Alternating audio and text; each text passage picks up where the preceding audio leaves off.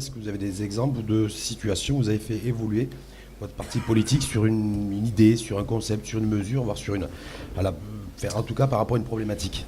Ben, l'exemple le plus récent qui me vient à l'esprit, c'est il y a eu une polémique pour une loi, un projet de loi sur qui allait permettre aux Marocains qui allaient en Israël d'aller en prison pour une durée de 5 ans. Et 5 partis ont fait cette proposition, dont le mien. Et puis je suis un peu entré en résistance avec d'autres jeunes. Et c'est là la force, je trouve, de la jeunesse, c'est savoir dire non quand il le faut, savoir s'indigner, peut-être de façon un peu, on parle parfois avec les sentiments, avec le cœur, mais il faut y aller avec le cœur parfois en politique.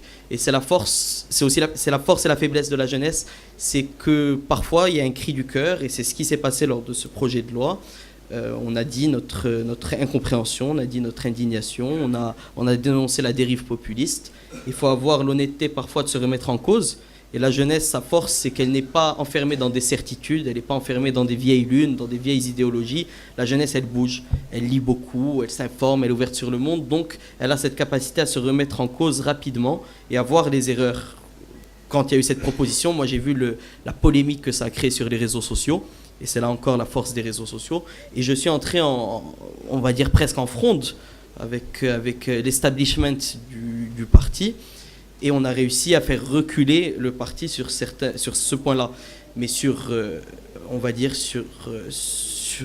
faut tenter. C'est pas toujours gagné, mais faut tenter. C'est la force de la jeunesse, c'est ce dynamisme, c'est cette façon de faire autrement.